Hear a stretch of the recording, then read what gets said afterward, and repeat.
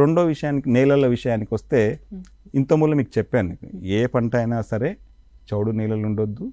రెండోది మురుగునీటి తీసే సౌకర్యం ఉన్న నేలలు అవసరం. అంటే ఎక్కువ వర్షం పడ్డా నీటిని మనం తొలగించే స్టేజ్లో మనం ఉండాలి.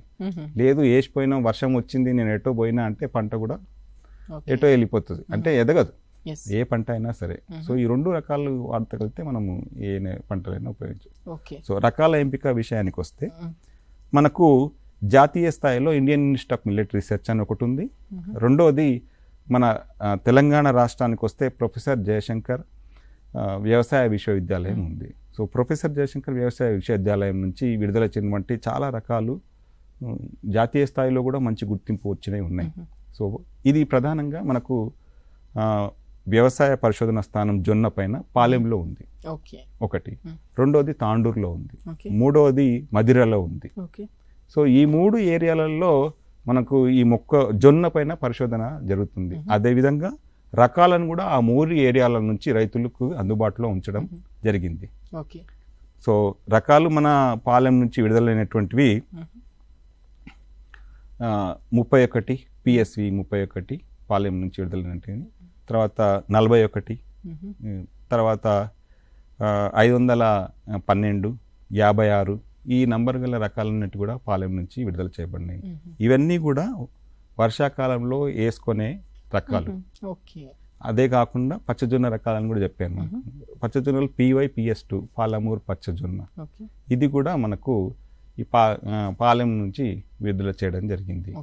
అయితే ఈ రకాల ఎంపికలో ముఖ్యంగా మనము వానాకాలంలో వేస్తావా లేకపోతే యాసంగిలో వేస్తావా, సో ఏ కాలంలో ఏది వేస్తావు. సో వానాకాలంలో ఇప్పుడు వేసే రకాలన్నీ చెప్పాను. సో యాసంగిలో పరిశోధన తాండూరులో ఉంది మనకు. సో ఎందుకు యాసంగి సపరేటు వానాకాలం సపరేట్ అని ఆలోచిస్తే వానాకాలంలో వేసినటువంటి పంటలు కొద్దిగా డిసీజెస్కి ప్రూన్ అవుతాయి. సో తినడానికి అంతగా మనకు అంతగా క్వాలిటీ ఆఫ్ గింజలు రావు. సో పశుగ్రాసానికి ఎక్కువ ఇంపార్టెన్స్ ఉంటుంది మనకు, గింజలకు రెండో పార్ట్. యాసంగి విషయానికి వస్తే గింజలకు ఎక్కువ ఇంపార్టెన్స్ ప్లస్ పశుగ్రాసం కూడా ఇంపార్టెన్స్. సో మనం తినేదంతా కూడా మనం యాసంగి. సో ప్రస్తుతం బాగా మంచిగా నాణ్యత ఉన్న యాసంగి రకం మాల్దండి M35-1 అని అంటాం.